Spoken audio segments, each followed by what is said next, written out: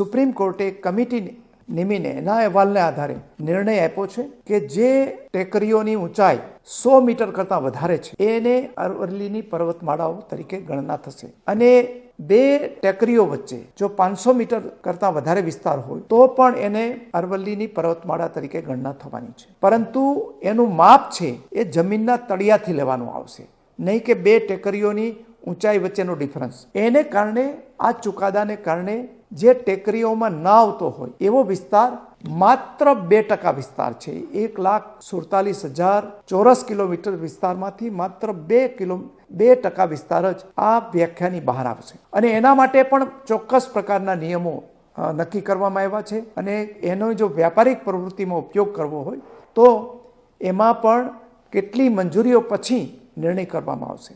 જ્યાં સુધી ગુજરાતને લાગે વળગે ત્યાં સુધી આ પર્વતમાળાઓ છે આપણા ઉત્તર ગુજરાતના મહેસાણા, પાટણ, બનાસકાંઠા, અરવલ્લી અને સાબરકાંઠાનો સમાવેશ થાય છે અને આ જિલ્લાઓમાં આપણે ગિરિમાળા જે છે અરવલ્લીની એમાં કોઈ પણ જગ્યાએ ખનનની કે વ્યાપારી પ્રવૃત્તિ માટેની મંજૂરી આપી નથી અને ભવિષ્યમાં આપવાના પણ નથી. એટલે આપણને ગુજરાતને લાગે વળગે ત્યાં સુધી આ ચુકાદાથી આપણને કશો ફરક પડવાનો નથી. પહેલા પણ આપણે આખી ગિરિમાળાને પર્વત તરીકે અને અરવલ્લી હિલ તરીકે માન્યતા આપેલી છે અને અત્યારે પણ આપણે માન્યતા ચાલુ રહેવાની છે. એટલે આ બાબતે જો કોઈ પ્રચાર થતો હોય તો એ પ્રચારમાં ના આવવા માટે મારી વિનંતી છે.